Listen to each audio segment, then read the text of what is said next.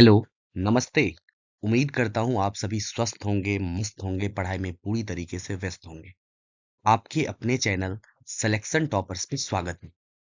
आज की क्लास से आपके 8 से 10 नंबर के क्वेश्चंस कंप्लीट हो जाएंगे। बिहार बोर्ड में आप 8 से 10 नंबर इस सिंगल वीडियो से ला सकते हो। इस वीडियो में हमने फिजिक्स की पूरी जितनी फॉर्मूले बन सकते हैं फिजिक्स में, वो सारे फॉर्मूले मैं अच्छे से एक्सप्लेन किया हूँ। उससे रिलेटेड कुछ कुछ मैंने फैक्ट डाले हैं जो आपके एग्जाम में हूबहू छपेंगे।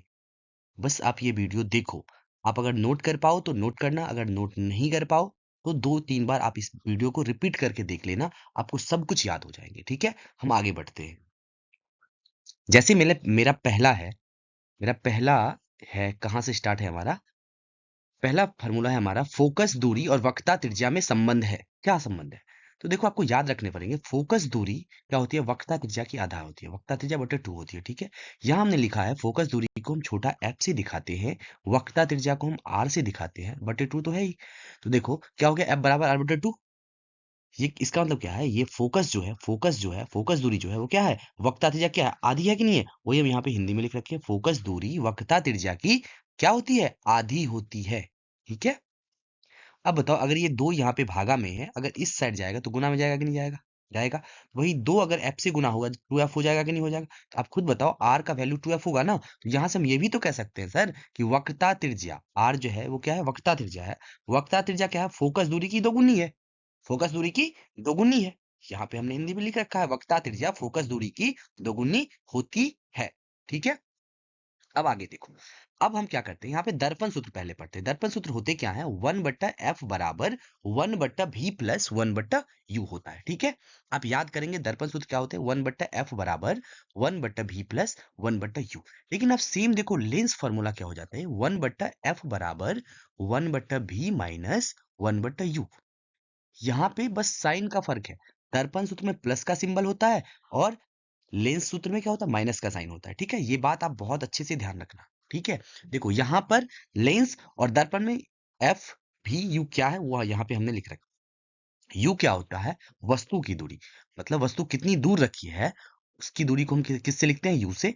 प्रतिबिंब कहाँ बन रही है उसकी दूरी को हम किससे लिखते हैं? वी से। और एफ क्या होती है? हमारी फोकस दूरी। यही यहाँ पे हमने यूज कर रखा है। ठीक है, अब देखो यहाँ पे हमने कुछ कुछ और लिख रखा है।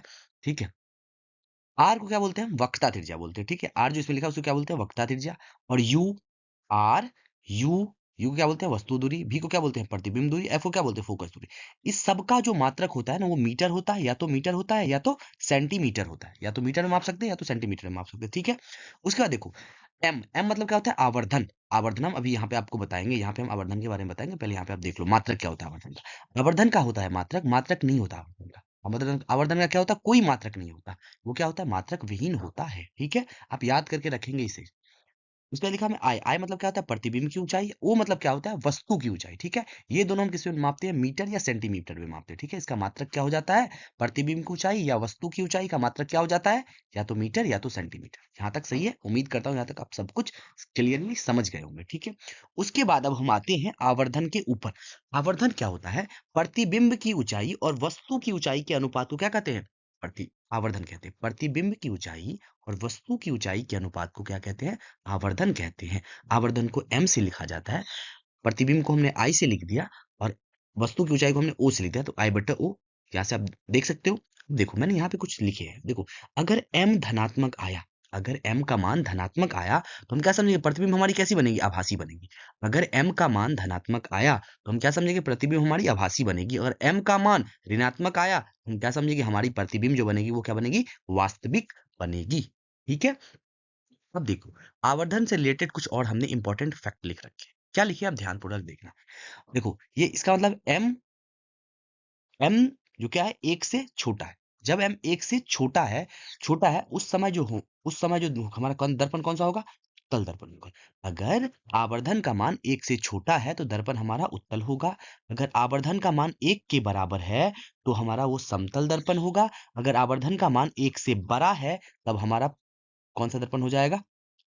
अवतल दर्पण हो जाएगा। ठीक है, कोई दिक्कत, कोई परेशानी? ये बात समझ गए? एक बार पढ़ लेते हैं। एम अगर 1 से छोटा तब प्रतिबिंब वस्तु से क्या होगा, छोटा होगा, और दर्पण कौन सा हो जाएगा, उत्तल दर्पण हो जाएगा। अगर एम का मान 1 हो तब प्रतिबिंब वस्तु के बराबर बनेगा, और कौन सा दर्पण हो जाएगा, समतल दर्पण हो जाएगा। अगर एम 1 से बड़ा हो, मतलब आवर्धन 1 से बड़ा हो, तब प्रतिबिंब वस्तु से बड़ा बनेगा, और दर्पण कौन सा हो जाएगा हमारा, अवतल दर्पण हो जाएगा। ठीक है। अब देखो आवर्धन, ये तो हो गए बेसिक। उसके बाद आवर्धन के ये भी दो फॉर्मूले होते हैं, ध्यान देना। ये दर्पण के लिए होते हैं आवर्धन के फॉर्मूले, ये लेंस के लिए होते हैं। ठीक है, अब ध्यानपूर्वक देखना। दर्पण के लिए आवर्धन सूत्र क्या होता है, एम बराबर माइनस भी बटा यू। मतलब भी प्रतिबिंब, भी क्या होती है, प्रतिबिंब की दूरी है, यू क्या होती है, वस्तु की दूरी। ठीक है, उसको हम क्या बोलते हैं, दर्पण। दर्पण के लिए आवर्धन सूत्र मतलब भी बट्टा यू, लेकिन माइनस में, याद रखना, भी बट्टा यू माइनस में, इसे भी हम क्या बोलते हैं, आवर्धन। आवर्धन का व्यंजन। ठीक है, देखो इसमें एम क्या है, आवर्धन है, भी क्या है, प्रतिबिंब की दूरी है, यू क्या है, वस्तु की दूरी है।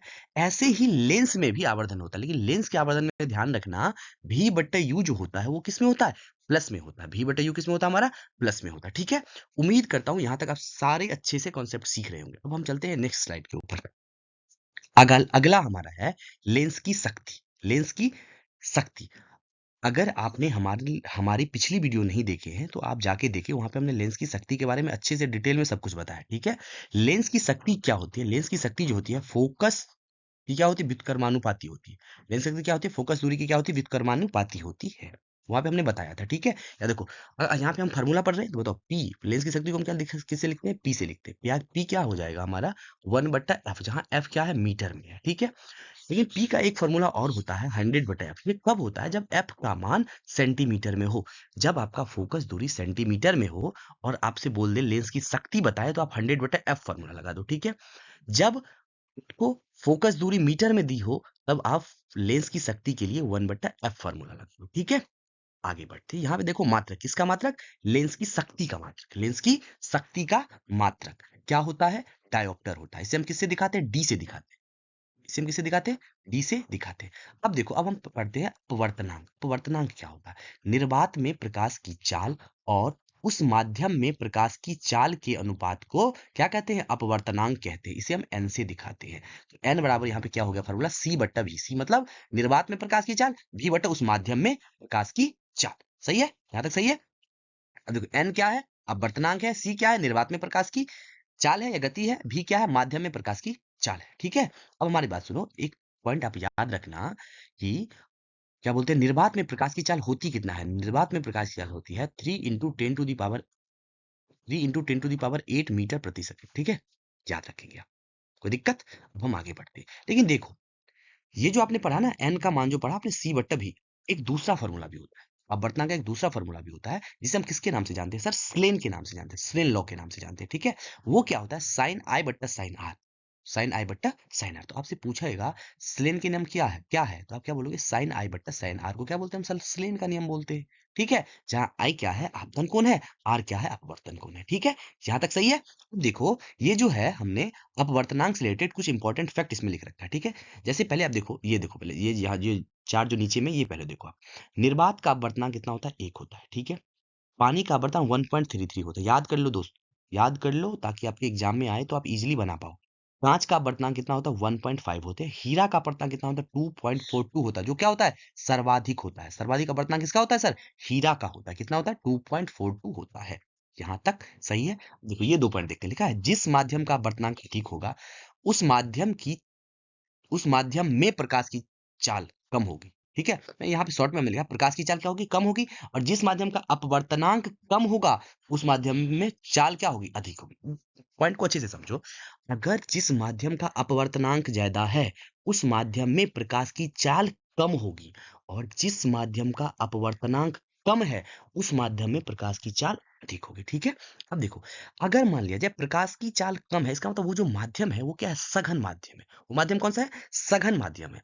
और अगर प्रकाश की चाल ज्यादा है, तो इसका मतलब वो माध्यम कौन सा है हमारा, वो हमारा विरल माध्यम है। ठीक है, सघन माध्यम में क्या होता है, प्रकाश कण जो होते हैं, उस माध्यम के कण जो होते हैं वो बहुत नजदीक नजदीक होते हैं, पर विरल माध्यम में जो होते हैं कण क्या होते हैं, दूर दूर होते हैं। ठीक है, इसीलिए प्रकाश की किरण इजिली चले जाते हैं। ठीक है, देखो सघन माध्यम, विरल माध्यम, इसमें आपको कंफ्यूजन आते होंगे। अब हमारे प्रीवियस वीडियो देखो, उसमें हमने सारे सघन विरल सब कुछ अच्छे से कॉन्सेप्ट क्लियर किया है। प्लीज हमारी रिक्वेस्ट है आपसे, आप जाके पहले वो वीडियो देखो, आप बहुत कुछ सीखने को मिलेगा। ठीक है, अब हम आगे नेक्स्ट स्लाइड पर बढ़ते हैं। देखो अगला हमारा क्या है, विद्युत। अगला क्या है हमारा, विद्युत। ठीक है, देखो विद्युत, विद्युत में आपको फॉर्मूले याद रखने हैं। क्यू बराबर, क्यू बराबर क्या होता है बताओ, क्यू बराबर होता क्या, क्यू बराबर होता है ई भी, क्यू बराबर क्या हो जाता है, आई टी। क्यू बराबर क्या हो जाता है, आई टी। या क्यू बराबर एक फॉर्मूला होता है एन ई। एन मतलब होता है number of electron, number of electron मतलब इलेक्ट्रॉनों की संख्या। ई मतलब होता है इलेक्ट्रॉन पर चार्ज, तो इलेक्ट्रॉन पर चार्ज होता कितना है, -1.6 इंटू 10⁻19 गुलाम। मतलब इलेक्ट्रॉन पे चार्ज होता है वो क्या होता है, ऋणात्मक का चार्ज होता है, मतलब माइनस का चार्ज होता है। ठीक है, कोई दिक्कत, कोई दिक्कत नहीं। देखो Q बराबर क्या होता है, एक फॉर्मूला I इंटू टी। आई मतलब विद्युत धारा, T मतलब समय। ठीक है, तो देखो आवेश का मात्रक क्या होता है, आवेश का मात्रक गुलाम होता है या एम्पेयर सेकेंड होता है। गुलाम का मात्र गुलाम होता है या एम्पेयर सेकेंड होता है। तो एम्पेयर सेकेंड आया कहां से, देखो आई जो है विद्युत धारा है, विद्युत धारा का मात्रक क्या होता है, एम्पेयर होता है। टी समय, समय का मात्रक क्या होता है, सेकंड, इसीलिए एम्पेयर सेकंड हो गया मात्रक। अब इसका दो मात्रक होता है, एक गुलाम होता है, एक एम्पेयर सेकंड होता है। कोई दिक्कत, कोई दिक्कत नहीं। हम आगे बढ़ते हैं। ये फार्मूले के बाद नेक्स्ट हमारा फार्मूला है आई बराबर क्यू बट्टा टी। आई बराबर क्यू बट्टा टी मतलब विद्युत धारा बट्टा बराबर आवेश बट्टा समय, आवेश बट्टा समय। देखो यहाँ पे विद्युत धारा, आई मतलब विद्युत धारा, विद्युत धारा का मात्रक क्या हो जाता है, एम्पेयर हो जाता है या कूलाम प्रति सेकंड हो जाता है। तो देखो हम कूलाम प्रति सेकंड आया कहां से वो मैं समझाता हूँ। क्यू बट्टा टी है, आई बराबर क्या हो जाता है, विद्युत धारा बराबर क्यू बट्टा टी होता है ना। तो क्यू, क्यू का मात्रक क्या हो जाता है, कूलाम। टी मतलब समय का मात्रक क्या हो जाता है, सेकेंड। तो क्या होगा, कूलाम प्रति सेकंड हुआ कि नहीं हुआ, हो गया। तो आपसे पूछा जाता है एग्जाम में कूलाम प्रति सेकंड किसके बराबर है, तो आप क्या बोलोगे, एम्पेयर के बराबर है। कूलाम प्रति सेकंड किसके बराबर होता है, एम्पेयर के बराबर होता है।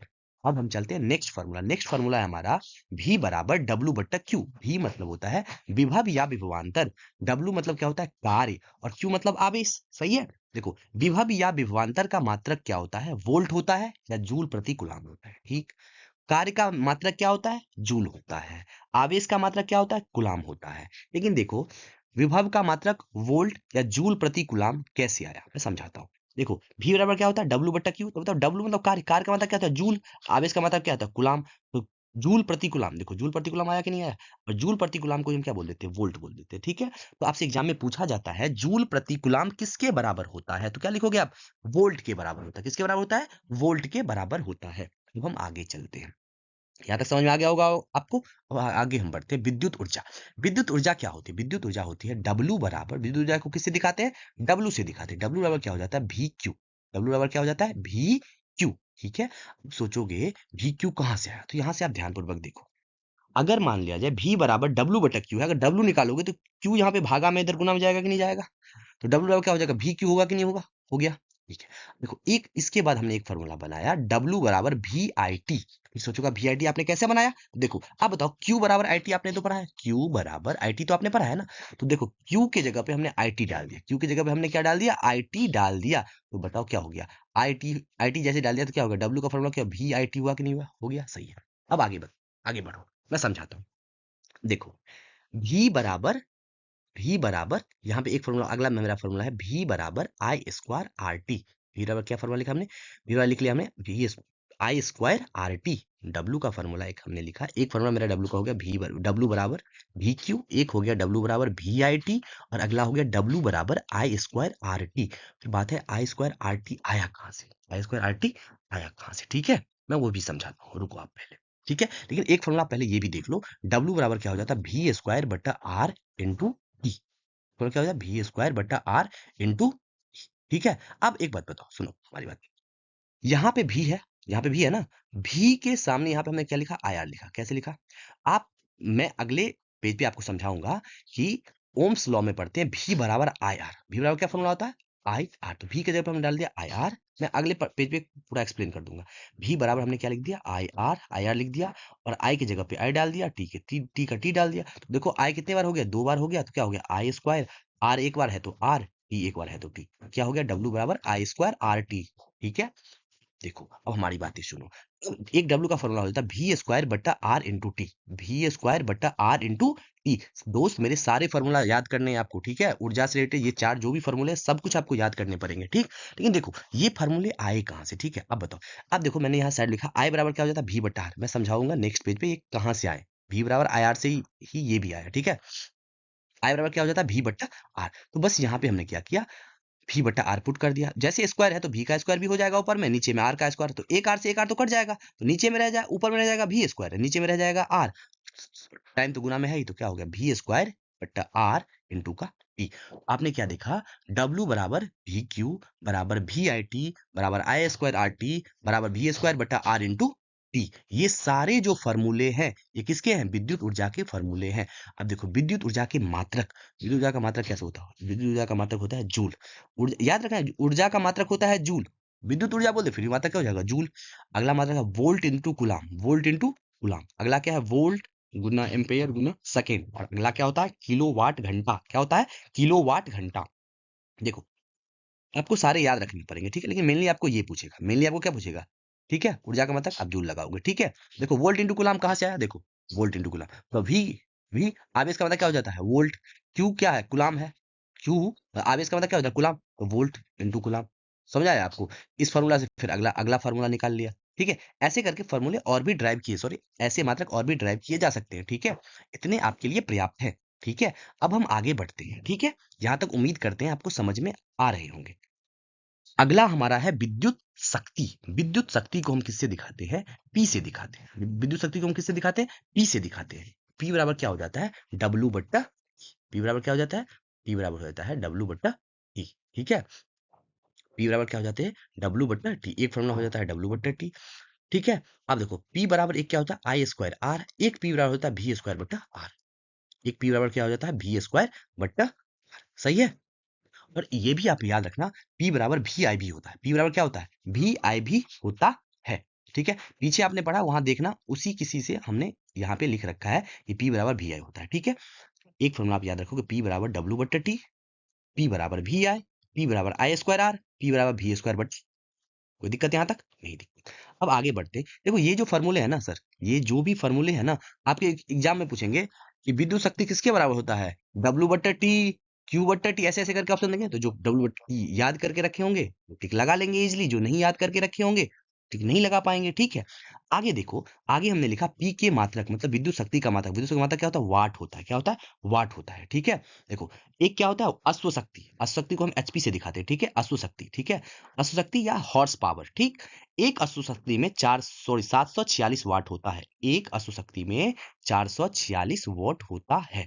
और एक मात्रक ये भी होता है जूल प्रति सेकंड, जूल प्रति सेकंड। तो आपसे पूछेगा जूल प्रति सेकंड किसके बराबर होता है, तो शक्ति के बराबर होता है, जो विद्युत शक्ति के बराबर, जूल प्रति सेकंड किसके बराबर होता है विद्युत शक्ति के बराबर होता है। देखो इस फॉर्मूला से हमने जैसे जैसे हमने लिखा यहाँ पे सब कुछ आपको हमने एक्सप्लेन किया, ठीक है। एक मात्रक ये भी होता है, एक मात्रक ये भी होता है, एक मात्रक ये भी होता है, एक मात्रक ये भी होता है, ठीक है। अब देखो पहले ये समझाता हूँ फिर मैं इसके बाद ये बताता हूँ, ठीक है। देखो एक होता है ओम का नियम, ओम का नियम, ठीक है, ओम का नियम, ओम का नियम आपने पढ़ा होगा। मैं अगला जब वीडियो लाऊंगा उसमें एक में क्या करेंगे, सारे के सारे जितने 6 इंपॉर्टेंट क्वेश्चन है वो सारे लाएंगे, ठीक है। सब्जेक्टिव टाइप क्वेश्चन होंगे और सारे को मैं एक्सप्लेन करूंगा, विथ डिटेल में एक्सप्लेन करूंगा, ताकि आपके कॉन्सेप्ट और भी क्लियर हो पाए। अगर आपने अभी तक नहीं अच्छे से पढ़ाई कर लिया है, कर रखा है, तो आप कम से कम यही वीडियो देख लो तो आपके अच्छे खासे नंबर आ जाए, आप अच्छे नंबर से पास करो, ठीक है। देखो क्या होता है आर बराबर भी बट्टा आई, आर बराबर क्या होता है भी बट्टा, उनके नियम में क्या होता है आर बराबर, आर को क्या बोलते हैं प्रतिरोध बोलते हैं, आर बराबर क्या होता है भी बट्टा आई, आर बराबर क्या होता है भी बट्टा आई। अगर भी निकालो तो भी बराबर आई आर हो गया, अगर यहाँ से भी निकाले हम तो आई भागा में है, इधर गुना में जाएगा कि नहीं जाएगा, तो आप ही बताओ, तो भी बराबर आई आर होगा कि नहीं होगा। तो पीछे जब हम बोल रहे थे पिछले स्लाइड पे तो आपने देखा, मैंने बोला था अगले स्लाइड पे समझा दूंगा। तो भी बराबर आई आर कहाँ से लिखा हमने, यहाँ से लिखा, ओम के नियम से हमने लिखा। अगर भी चाहिए तो आई को हटाएंगे, आई यहाँ भागा बट्टे में है मतलब भागा में है, इधर जाएगा गुना में चले जाएगा, तो भी बराबर क्या हो जाएगा आई आर, सही है यहाँ तक। अब देखो इसका मात्रक हम बताते हैं, इसका मात्रक क्या होता है, प्रतिरोध का मात्रक होता है ओम, क्या होता है ओम, ओम का सिंबल देखिए, ओम ऐसे लिखा जाता है, ठीक है ओम। लेकिन देखो यहाँ पे लिखा है ओम वोल्ट, क्या है ओम किसके बराबर, ओम वोल्ट प्रति एम्पेयर के बराबर है। कैसा है देखो, आप बताओ, ऊपर में वी है, वी मतलब विभव, विभव का मतलब क्या होता है वोल्ट, आई मतलब विद्युत धारा, विद्युत धारा का मतलब क्या होता है एम्पेयर। अब बताओ वोल्ट बट्टा एम्पेयर, तो इसको लिख सकते हैं ना वोल्ट प्रति एम्पेयर, नहीं लिख सकते वोल्ट प्रति एम्पेयर। तो आपसे पूछेगा एक ओम किसके बराबर होता है, एक वोल्ट प्रति एम्पेयर के बराबर होता है। उम्मीद करता हूं यहाँ तक समझ में आ गया होगा आपको, ठीक है। अब देखो अगला मेरा टॉपिक है विशिष्ट प्रतिरोध, क्या है विशिष्ट प्रतिरोध। विशिष्ट प्रतिरोध को हम रो से दिखाते हैं, क्या से दिखाते हैं रो से दिखाते हैं। तो विशिष्ट प्रतिरोध बराबर होता है आर ए बट्टा एल, आर ए बट्टा एल। आर मतलब प्रतिरोध, ए मतलब क्षेत्रफल, ए मतलब एरिया मतलब क्षेत्रफल, और एल मतलब लंबाई। अगर हमसे आप यहाँ से आर निकालोगे तो क्या करो, पहले ये एल जो है नीचे में इसको इधर ले जाओगे तो गुना में जाएगा, ठीक है, गुना में चला जाएगा। और ए जो है क्या आ जाएगा, भागा में आ जाएगा। क्या हो जाएगा, रो एल बटा ए। आप कॉपी पे लिख के अच्छे से करना, समझ में आ जाएगा, नहीं तो आप ऐसे याद कर लेना। रो बराबर क्या होता है, आर बट्टा ए, या आर पूछे तो रो एल बट्टा ए। सही है, हर एक कुछ समझ में आ गया। देखो इसका मात्रक क्या होता है, ओम मीटर। आप याद कर लो मेरे दोस्त, प्रतिरोध, विशिष्ट प्रतिरोध का मात्रक क्या होता है, ओम मीटर, और प्रतिरोध का मात्रक क्या होता है, ओम होता है। ठीक है, देखो मैंने कुछ यहाँ पे इंपॉर्टेंट और इम्पोर्टेंट मात्रक हमने लिखा है यहाँ पे। देखो विद्युत क्षेत्र का मात्रक क्या होता है, विद्युत क्षेत्र का मात्रक क्या होता है, एन सी। ठीक है, एन अपन में क्या है, सी। ठीक है, विद्युत धारिता का मात्रक क्या होता है, फेरड, उसको हम एफ से दिखाते हैं। उसको हम किससे दिखाते हैं, एफ से दिखाते हैं। ताप का मात्रक क्या होता है, केल्विन, जिसे हम के से दिखाते हैं। आवृत्ति का मात्रक क्या होता है, हर्ट्ज, जिसे हम एच जेड से दिखाते हैं। चुंबकीय फ्लक्स का मात्रक क्या होता है, वेबर, जिसे हम डब्ल्यू वी से दिखाते हैं। चुंबकीय क्षेत्र का मात्रक क्या होता है, टेस्ला, जिसे हम टी से दिखाते हैं। जिसे हम किससे दिखाते हैं, जिसे हम टी से दिखाते। ठीक है, यहां तक समझ में आ गया होगा। एक बार इसे आप बहुत अच्छे से याद करना, आपके एग्जाम में आएंगे। तो पहला मैं पढ़ता हूँ, विद्युत क्षेत्र का मात्रक। विद्युत क्षेत्र का मतलब क्या होता है, न्यूटन प्रति कूलाम। विद्युत क्षेत्र का मतलब क्या होता है, न्यूटन, एन मतलब न्यूटन, सी मतलब कूलाम, न्यूटन प्रति कूलाम। ठीक है, न्यूटन प्रति कूलाम जो होता है मेरे दोस्त, वोल्ट प्रति मीटर के बराबर भी होता है। आप याद रख सकते हैं, न्यूटन प्रति कूलाम क्या होता है, वोल्ट प्रति मीटर के, वोल्ट प्रति मीटर के बराबर होता है। न्यूटन प्रति कूलाम, न्यूटन प्रति कूलाम वोल्ट प्रति मीटर के बराबर होता है। विद्युत धारिता का मात्रक क्या होता है, फेरड होता है, फेरड, जिसे हम एफ से दिखाते हैं। ताप का मात्रक केल्विन होता है, जिसे हम के से दिखाते हैं। आवृत्ति का मात्रक हर्ट्ज होता है, जिसे हम एच जेड से दिखाते हैं। चुंबकीय फ्लक्स का मात्रक वेबर होता है, जिसे हम डब्ल्यू बी से दिखाते हैं। चुंबकीय क्षेत्र का मात्रक, चुंबकीय चुंबकीय क्षेत्र का मात्रक क्या होता है, टेस्ला होता है, जिसे हम टी से दिखाते हैं। उम्मीद करते हैं यहां तक आप बहुत अच्छे से समझ रहे होंगे। ठीक है, अब हम आगे बढ़ते हैं। अब देखो विद्युत धारा में आपने देखा होगा, जैसे ये प्रतिरोध है, ये प्रतिरोध है, ये प्रतिरोध है। प्रतिरोध को क्या करते हैं, हम जोड़ते हैं हम। ठीक है, पहला होता है क्या, श्रेणी क्रम में जोड़ना। श्रेणी, श्रेणी क्रम मतलब सीधा सीधा आप जोड़ना है। एक दो तीन हमने जोड़ दिया प्रतिरोध। ठीक है, इसका समतुल्य प्रतिरोध क्या हो जाता है, आर एस मतलब समतुल्य प्रतिरोध क्या हो जाता है, R one plus R two plus R three. ठीक है, जितने लगे रहेंगे प्रतिरोध सब जुड़ जाएंगे। अगर समतुल्य प्रतिरोध पूछ दे, तीन है प्रतिरोध, चार है प्रतिरोध, पांच है प्रतिरोध, ठीक है, जितने लगे हैं ना सबको क्या करें, अगर समतुल्य प्रतिरोध पूछ रहा है तो हम क्या करेंगे, सबको जोड़ देंगे। ठीक है, लेकिन समांतर प्रतिरोध क्या होता है, समांतर प्रतिरोध ऐसे करके समांतर लगे रहते हैं, एक ऊपर एक नीचे फिर उसके नीचे, ऐसे करके समांतर में लगे रहते हैं। ठीक है, उसका अगर समतुल्य प्रतिरोध पूछे हमसे तो हम कैसे निकालेंगे, वन बटा आर पी, मतलब पैरेलल में लगा है तो इसलिए हम पी लिखे हैं। ठीक है, समांतर को क्या बोलते हैं, इंग्लिश में पैरेलल बोलते हैं, और श्रेणी को क्या बोलते हैं, सीरीज बोलते हैं, इसीलिए हम आर एस लिखे हैं। ठीक है, अगर आर पी मतलब समतुल्य, समतुल्य जो है, अगर मान लिया जाए समांतर क्रम है ना, उसका समतुल्य निकालने के लिए हम ये लिखते हैं, वन बट्टा आर पी बराबर वन बट्टा आर वन प्लस वन बट्टा आर टू प्लस वन बट्टा आर थ्री। ठीक है, अगर आपको तीन प्रतिरोध दे रखे हैं और आपका समतुल्य प्रतिरोध पूछ रहा है तो क्या करो, वन बट्टा आर वन लिखेंगे, फिर वन बट्टा आर टू लिखेंगे, फिर वन बट्टा आर थ्री लिखेंगे। सॉरी सॉरी सॉरी, यहाँ पे जो है ना, यहाँ पे बराबर ऐड हो गए हैं, क्या करने पड़ेंगे आपको, यहाँ पे ये बराबर जो है ना, बराबर का जो सिंबल है, इसे हटाकर आप क्या करोगे, प्लस का सिंबल कर लेना। क्या कर लेना, यहाँ सब जगह पे क्या कर लेना, प्लस का सिंबल डाल लेना। क्या करना, प्लस का सिंबल आप डाल लेना। ठीक है, प्लस का सिंबल यहाँ पर भी, प्लस का सिंबल यहाँ पर भी, प्लस का सिंबल यहाँ पर भी, हर एक जगह प्लस का सिंबल डाल लेना। मैं जब नोट्स दूंगा आपको उसमें क्या करूंगा, इसे प्लस कर दूंगा। सॉरी मिसटाइप हो गया है। ठीक है, गलती से ध्यान पे नहीं रहा, इस कारण से मिस्टेक से टाइप हो गया। ठीक है, हर एक जगह यहाँ पे क्या हो जाएंगे, प्लस, मतलब आर वन बट्टा आर पी बराबर हो जाएंगे वन बट्टा आर वन प्लस वन बट्टा आर टू प्लस वन बट्टा। ठीक है, उम्मीद करता हूँ आप यहाँ तक समझ गए होंगे। अब हम आगे बढ़ते हैं, नोट्स करके हमने लिखा है, एक किलो वाट घंटा, एक किलो वाट घंटा में कितना जूल होता है, 3.6 into ten to the power six joule होता है। 3.6 into ten to the power six joule होता है। यही क्या होता है, हमारा एक यूनिट के बराबर होता है। यही क्या होता है, हमारा एक यूनिट के बराबर होता है। एक किलो वाट घंटा एक यूनिट के बराबर बोल सकते हैं, या 3.16 into ten to the power six joule क्या होता है, एक यूनिट के बराबर होता है। ठीक है, एक किलो वाट घंटा किसके बराबर होता है, एक यूनिट के बराबर होता है। एक किलोवाट घंटा किसके बराबर होता है, एक यूनिट के बराबर होता है। देखो अब हम क्या करते हैं, इसे तोड़ के ये कैसे आए ना, मैं वो समझाता हूँ आपको। एक किलोवाट घंटा को मैं तोड़ के 3.6 into ten to the power six joule कैसे है वो मैं समझाता हूँ। एक किलो वाट है, किलो की जगह पे 1000 वाट लिख सकते हैं।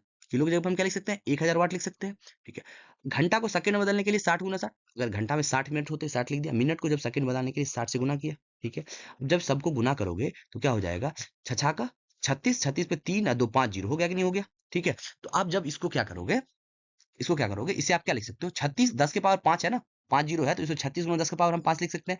अगर एक 10 से भागा देते और एक 10 से गुना कर दे, कोई फर्क तो पड़ने वाला है नहीं। अगर जब आप ऊपर में 10 से गुना करोगे तो 5 नहीं 6 जीरो हो जाएंगे। आप 10 से भागा आप इस 36 में दो तो 3.6 हो जाएंगे ना, तो 3.6 into 10 to the power 6 joule हो गए। ठीक है, अब सुनो, यहाँ पे देखना वाट सेकेंड है, क्या है, वाट इंटू सेकेंड है, वाट इंटू सेकेंड है, वाट इंटू सेकेंड को ही जूल तो बोले हम यहाँ पे। ठीक है, तो इसीलिए हम यहाँ पे शॉर्ट्स में लिख दिए हैं W बराबर P इंटू टी। आपने पढ़ा P बराबर W बटा टी होता है ना, आपने पढ़ा था, पावर जगह पे क्या पढ़ा था, P बराबर W बटा टी, है ना। अगर यहाँ W निकालोगे तो P इंटू टी होगा कि नहीं होगा, P इंटू टी होगा कि नहीं होगा। तो P मतलब P यहाँ पे क्या है, P इंटू P को किस में नापेंगे हम, वोट में नापते हैं पावर को, वोट में। और और टी को किसमें नापते हैं हम, सेकंड में नापते हैं। किसमें नापते हैं हम सर, सेकंड में नापते हैं। तो ये जो है वॉट इंटू सेकंड, इसी को तो हम जूल बोलते हैं ना। डब्लू मतलब कार्य होता है ना, कार्य का मतलब जूल ही होता है ना। तो डब्लू बराबर जूल हो गया, पी का मात्रक वोट हो गया, टी का मात्रक सेकंड हो गया। तो आप ही बताओ, वोट इंटू सेकंड को हम क्या बोलते हैं, जूल बोलते हैं कि नहीं बोलते हैं। तो आप बताओ, वोट इंटू 36 और वोट इंटू सेकंड जो आया है, इसी को ना हम 3.6 into 10 to the power 6 joule बोल दिए हैं। ठीक है, उम्मीद करता हूँ यहाँ तक आप समझ गए होंगे। ठीक है, आगा लिखा हमने उष्मा, आगा हमने क्या लिखा, उष्मा। उष्मा का क्या होता है, उष्मा का जो होता है सूत्र क्या होता है, एच बराबर, हीट को हम किसे एच बराबर क्या होता है, वी क्यू बराबर वी आई टी बराबर वी स्क्वायर, वी स्क्वायर बराबर V square R T, V square by R होता है, V square by R into T होता है। ठीक है, यहाँ पे टी जो है ना वो गलती से लिखा गया है। ठीक है, टी क्या हो गया यहाँ पे, गलती से लिखा गया है, V square by R into T, V square by R into T बराबर क्या हो गया, वी स्क्वायर आर टी। देखो ये जो है ना, हीट के ये सारे फॉर्मूले क्या होते हैं, आपस में बराबर होते हैं। ये आपने ये सेम फॉर्मूला पीछे भी पढ़ा है, आप सोचकर कमेंट करना, उष्मा का जितने भी सूत्र होते हैं वो किसके बराबर होते हैं। उष्मा में जो भी आपने फॉर्मूला पढ़ा, वो पीछे स्लाइड सब में जो आपने पढ़ा है वो किसके बराबर होता है, आप कमेंट करके हमें जरूर बताना। ठीक है, आप बताओ, हिट किसके बराबर होता है, भी क्यू के बराबर होता है, या भी आई टी के बराबर होता है, भी स्क्वायर बाय आर टी के बराबर होता है, टी की जगह पे आप आर कर लेना, वही बराबर होता है भी स्क्वायर आर टी के बराबर होता है। उष्मा का मात्रक क्या होता है, जूल होता है। ठीक है, उष्मा का मात्रक क्या होता है, जूल होता है। एक जूल में 0.24 कैलोरी होता है, एक जूल में कितना कैलोरी होता है, 0.24 कैलोरी होता है। ठीक है, यहाँ पे पीएच का जो मान निकालने के लिए फॉर्मूला जो होता है ना, वो कहता है -log 10 आता है। ठीक है, ये गलती है, इसे आप छोड़ देना। ठीक है, ये फॉर्मूला छोड़ दो, आपको रेयर ही काम आते हैं, इसलिए इसको छोड़ दो। ठीक है, अब हम आगे बढ़ते हैं। ठीक है, उम्मीद करता हूं यहां तक आप बहुत अच्छे, बहुत क्लियर तरीके से आपने क्या होगा, समझ गए होंगे। सब कुछ यहां तक आपको क्लियर हो गया होगा। थैंक यू, आपने ये वीडियो बहुत इत्मीनान से देखा होगा, उसके लिए आपको बहुत बहुत धन्यवाद। मैं आपसे उम्मीद करता हूं कि आप अच्छे से ये वीडियो कंप्लीट किए होंगे, और सारे कॉन्सेप्ट्स, सारे जो भी हमने फार्मूले आपके साथ शेयर किए, वो सारे फार्मूले आप लिख लेना। लिख ना पाओ तो आप उसे बार बार वीडियो 1 2 बार 3 बार देख के आप उसे याद कर लेना, ताकि अगर आपको वो याद हो गया ना, तो आपके एग्जाम में 8 से 10 नंबर के मिलेंगे आपको, वो कोई नहीं काट सकता। बस आप यकीन मान के मेरे साथ जुड़े रहो। ठीक है, नेक्स्ट हमारी जो भी वीडियो आएंगी, उसमें ऐसे ही मैं क्या करूंगा, पूरी की पूरी जो मैं पढ़ाऊंगा, पूरा कॉन्सेप्ट आपको क्लियर करके पढ़ाऊंगा। ठीक है, ताकि अगर अभी तक आपने नहीं पढ़ा है, फिर भी आप अपने एग्जाम में बहुत अच्छे स्कोर कर पाओ। ठीक है, उम्मीद करता हूँ सारी बातें आप में को समझ में आ गई होगी। चलो, थैंक यू।